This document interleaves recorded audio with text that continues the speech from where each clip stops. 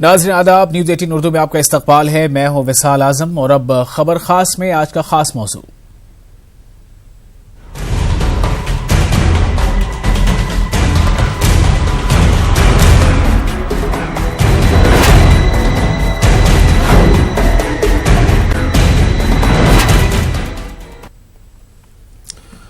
कांग्रेस सदर राहुल गांधी ने चौकीदार चोर है मामले में सुप्रीम कोर्ट में गैर मशरूत माफी मांग ली है।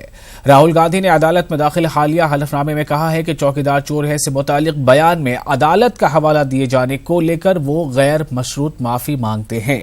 एक बार फिर से सुनिए, राहुल गांधी ने कहा है कि जो उन्होंने हलफनामा दिया उसमें कहा है कि चौकीदार चोर है से मुतालिक बयान में अदालत का हवाला दिए जाने को लेकर वो गैर मशरूत माफी मांगते हैं।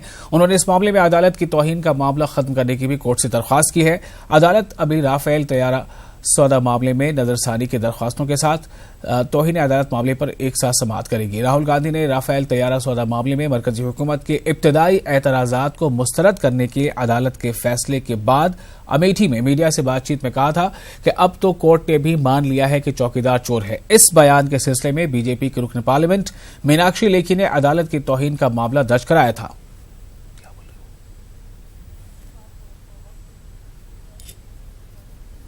और सुप्रीम कोर्ट में आज इस ताल्लुक से क्या कुछ हुआ, राहुल गांधी की तरफ से हलफनामा जो सुप्रीम कोर्ट में दायर किया गया उस हलफनामे में क्या कुछ लिखा था और अगली समाअत में क्या इस बात की तवक्को है जो राहुल गांधी ने अपने हलफनामे में रखा है कि कंटेम्प्ट ऑफ कोर्ट का मामला जो है वो अब खत्म किया जाए जो सुप्रीम कोर्ट से दरख्वास्त की है। इस बारे में सुशील पांडे जो हमारे रिपोर्टर हैं उन्होंने इस बारे में तफसील बताई। राफेल मामले में कांग्रेस अध्यक्ष राहुल गांधी द्वारा पीएम नरेंद्र मोदी पर अमर्यादित टिप्पणी को लेकर सुप्रीम कोर्ट में राहुल गांधी ने बिना शर्त माफी मांगी। सुप्रीम कोर्ट में राहुल गांधी ने अपना हलफनामा दाखिल कर दिया है। सुप्रीम कोर्ट में दाखिल अपने हलफनामे में राहुल गांधी ने यह माना कि उन्होंने जो टिप्पणी की थी वो फिलहाल गैर जिम्मेदाराना थी और इसीलिए उन्होंने सुप्रीम कोर्ट से अपनी इस टिप्पणी पर माफी मांगा। अपने हलफनामे में राहुल गांधी ने कहा कि उनकी बिल्कुल मंशा नहीं थी कि कोर्ट प्रोसीडिंग में वो इंटरफेयर करें, लिहाजा सुप्रीम कोर्ट ने साफ तौर से जो हलफनामा दाखिल किया उस हलफनामे में उन्होंने कहा कि उन्हें बिना शर्त माफ किया जाए। सुप्रीम कोर्ट में दाखिल हलफनामे में राहुल गांधी ने यह भी कहा कि अब इस पूरे मामले को सुप्रीम कोर्ट खारिज करे। हम आपको बता दें कि मीनाक्षी लेखी जो बीजेपी की सांसद हैं उन्होंने पीएम नरेंद्र मोदी के ऊपर जो राहुल गांधी ने टिप्पणी की थी उस टिप्पणी को लेकर एक अवमानना का मुकदमा दायर किया था जिस पर उन्होंने कोर्ट से मांग की थी कि राहुल गांधी के खिलाफ एक आपराधिक मानहानि का मुकदमा चलाया जाए क्योंकि मामला सुप्रीम कोर्ट में पेंडिंग है और सुप्रीम कोर्ट में मामला पेंडिंग होने के दौरान राहुल गांधी पीएम नरेंद्र मोदी पर ऐसी टिप्पणी कैसे कर सकते हैं। और इसी बाबत सुप्रीम कोर्ट ने कांग्रेस अध्यक्ष राहुल गांधी से हलफनामा दाखिल करने के लिए कहा था। लिहाजा इस पूरे मामले में अब राहुल गांधी ने सुप्रीम कोर्ट में अपना नया हलफनामा दाखिल कर अपने द्वारा की गई टिप्पणी पर सुप्रीम कोर्ट से बिना शर्त माफी मांग ली है। कैमरामैन सोनू के साथ सुशील पांडे, न्यूज़ 18 दिल्ली। तो सुशील पांडे तफसील दे रहे थे और इस तफसील में ये बात बहुत वाज़ेह तौर पर समझनी चाहिए कि राहुल गांधी ने जो कोर्ट का हवाला दिया था कि अब तो सुप्रीम कोर्ट ने भी मान लिया है कि चौकीदार डैश डैश डैश, इस बात को लेकर कोर्ट ने उनसे ये कहा है कि कोर्ट को आप इसमें शामिल कैसे कर सकते हैं। तो राहुल गांधी ने इस बात को लेकर माफी मांग ली है कि कोर्ट का नाम ले लेना। उन्होंने कहा था इससे पहले जब लेटर दिया था कोर्ट को कि हमने तशहीर के जज्बे में ये बात कह दी है, लेकिन चूंकि उनके जो वकील है अभिषेक मनु सिंघवी उन्होंने कहा था कि इसके बारे में हम रिटन हम दे किस बुनियाद पर, जबकि हमें कोई लेटर इशू नहीं हुआ है। तब कोर्ट ने यह नाराजगी जाहिर करते हुए बताया था कि आपको हम नोटिस भी इशू कर देते हैं और उसके जवाब में फिर ये एफिडेविट दाखिल की गई है जिसमें इस बात का हवाला दिया गया है कि जो कोर्ट के हवाले से उन्होंने कहा था कि अब तो कोर्ट भी इस बात को मानता है, उसके बारे में उनका कहना है कि वो माफी मांगते हैं। हमारे साथ बृजेंद्र सिंह तर्जुमान कांग्रेस जुड़ चुके हैं और कुछ देर में हमारे साथ होंगे आलोक अवस्थी भी जो बीजेपी के तर्जुमान हैं, उनसे भी हम बात करेंगे। पहले हम रुख करते हैं बृजेंद्र सिंह का।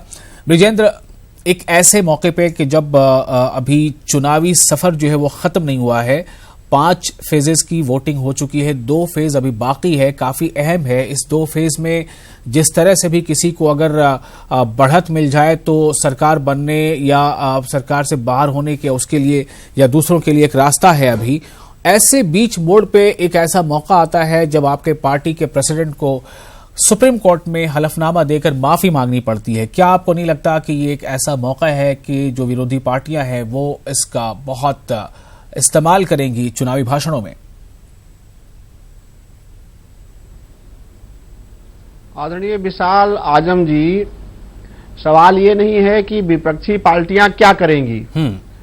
सवाल ये है कि आदरणीय राहुल गांधी जी ने एक नैतिक मर्यादा, उच्च आदर्श का पालन किया है, क्योंकि हमारे जो सर्वोच्च न्यायालय या न्यायालय हैं उनकी गरिमा बनी रहनी चाहिए।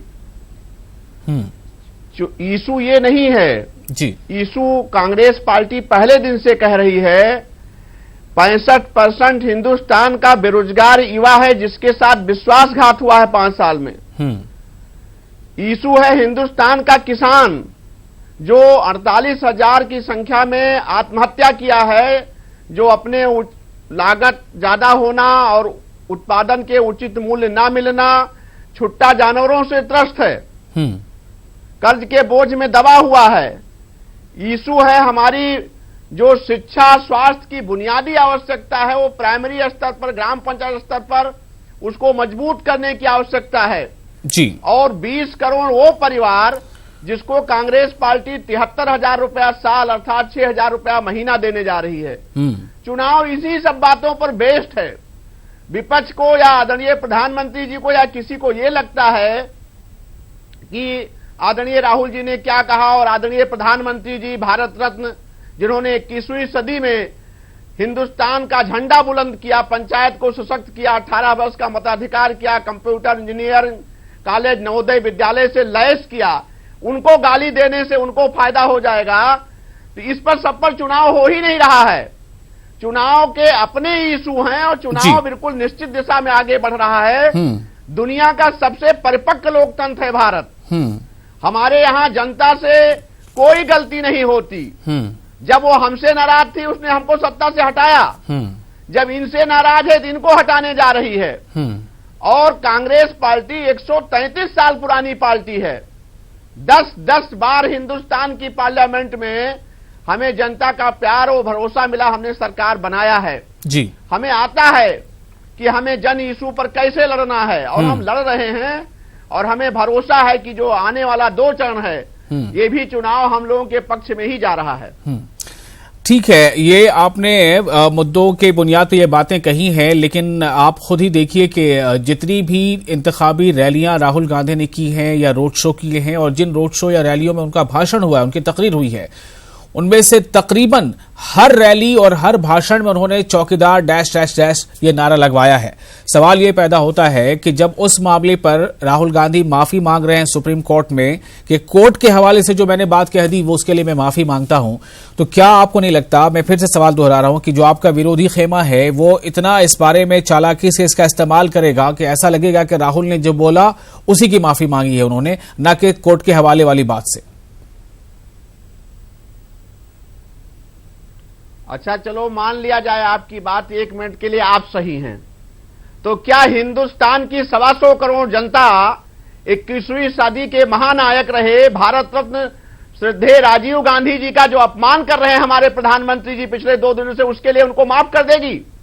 क्या राजस्थान के चुनाव में यूपीए की प्रेसिडेंट आदरणीय सोनिया गांधी जी को कांग्रेस की विधवा कहे जाने को माफ कर देगी?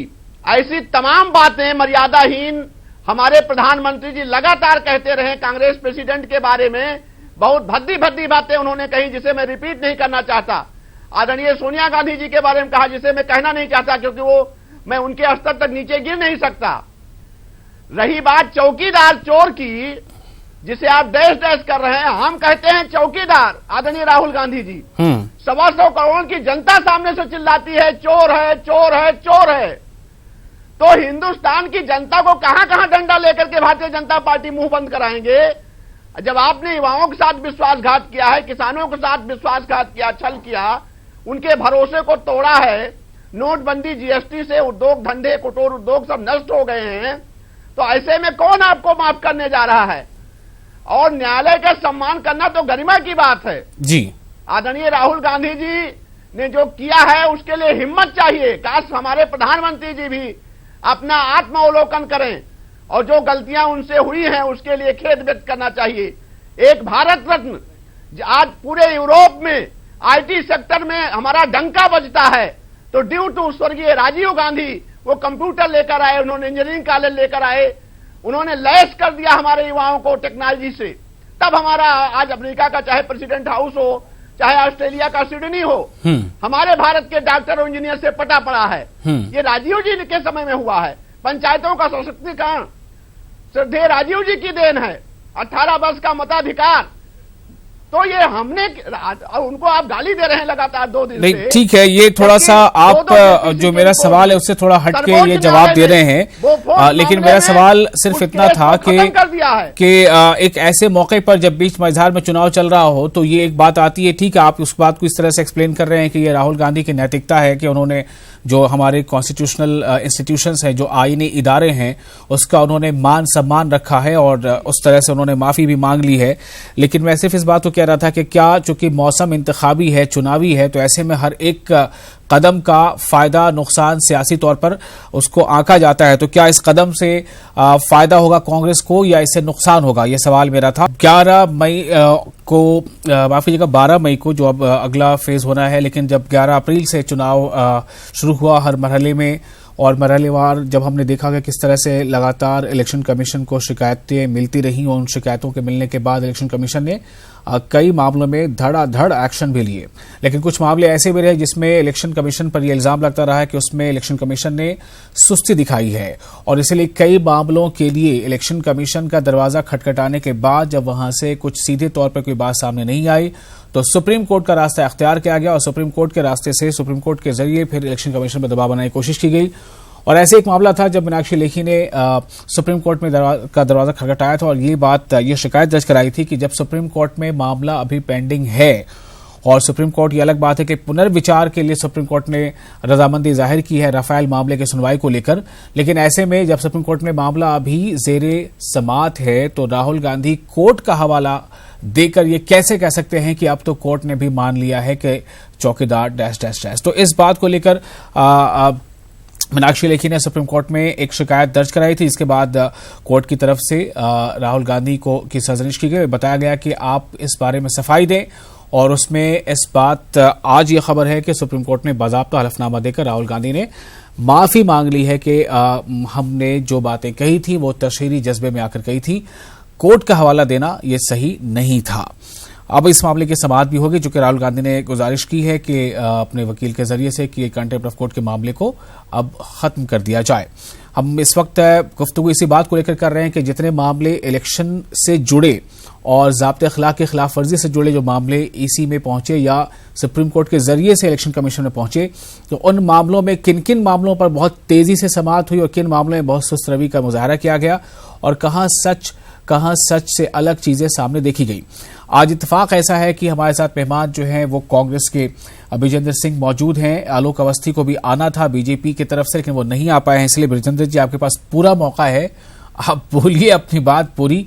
सिर्फ मेरा सवाल यही था कि आप कह रहे हैं कि राहुल गांधी ने नैतिकता की मिसाल पेश की है कि अपने कॉन्स्टिट्यूशनल इंस्टीट्यूशन का पास रखते हुए, उसका लिहाज रखते हुए, उसके इज्जत और एहतराम के साथ साथ जो जरूरत थी वो किया उन्होंने। उन्हें लगा कि उनसे गलती हो गई तो इस बारे में माफी मांगी, इससे उनका कद छोटा नहीं होता, बड़ा हो जाता, आपका ये कहना है। मैं सिर्फ इस बात को सवाल आपके सामने लेकर आ रहा हूं कि माहौल अभी चुनावी है और हर कदम का और हर बोल का सियासी इस्तेमाल किया जा रहा है फायदे नुकसान के लिए। मेरा सवाल सिर्फ ये है कि क्या आपको नहीं लगता कि बीजेपी या जो भी विरोधी पार्टियां हैं वो आपके कौमी सदर के इस पहल का या इस कदम का सियासी फायदा उठाने की कोशिश करेंगे? कांग्रेस के पास इसकी काट क्या है? देखिए आदरणीय विशाल जी, होता क्या है कि जनता एक माइंडसेट बना लेती है चुनाव के पहले। आप देखिए चुनाव लंबा चलता है, आप 14 का चुनाव भी याद करिए और 17 का विधानसभा का चुनाव भी याद करिए, और हम लोग डिस्कशन में कहते हैं कि साहब ये गलती हो गई इसलिए ऐसा खराब हो गया, ये गलती हो गई तो ऐसा खराब हो गया। लेकिन जब काउंटिंग हुई 14 की तो पहले चरण से लेकर के और छठे चरण तक, 6 चरण में चुनाव था जी, बीजेपी की सीटें एक ही जैसी जीती थी। जब हम 17 में समाजवादी पार्टी के साथ बहुत कंफर्टेबल गठबंधन में थे। आज तमाम लोग सवाल कर रहे हैं कि कांग्रेस ने साहब गठबंधन नहीं किया, नहीं तो हम 100 सीटें जीत जाते या हम 80 के 80 जीत जाते उत्तर प्रदेश में। लेकिन मेरा इसमें दूसरी तरीके से मत है कि हम कोई भी फैसला खुद करते हैं, लेकिन ये निर्भर करता है कि हिंदुस्तान की जनता जिसके बीच में फैसले का अनुमोदन कराना है वो इस बारे में क्या सोचती है। आप देखिए उसमें भी पहले चरण से और अंतिम चरण तक एक ही जैसे नतीजे आए, बीच में तमाम बातें आई, विवाद हुआ। इसी प्रकार और तमाम गुजरात के चुनाव का लोग उदाहरण देते हैं कि साहब फला नेता ने ऐसा बोल दिया तो इसलिए चुनाव ऐसा खराब हो गया। ऐसा कुछ नहीं होता है। जनता महीनों पहले अपना माइंड सेट बनाती है कि इस सरकार को हटा देना है, बदल देना है या इस सरकार को बचा लेना है। आप याद करिए 2009 में परमाणु एग्रीमेंट में हमारी सरकार गिरते गिरते बची थी 8 में, नो कॉन्फिडेंस मोशन में बड़ी मुश्किल से सरकार बची थी। नहीं, लेकिन आप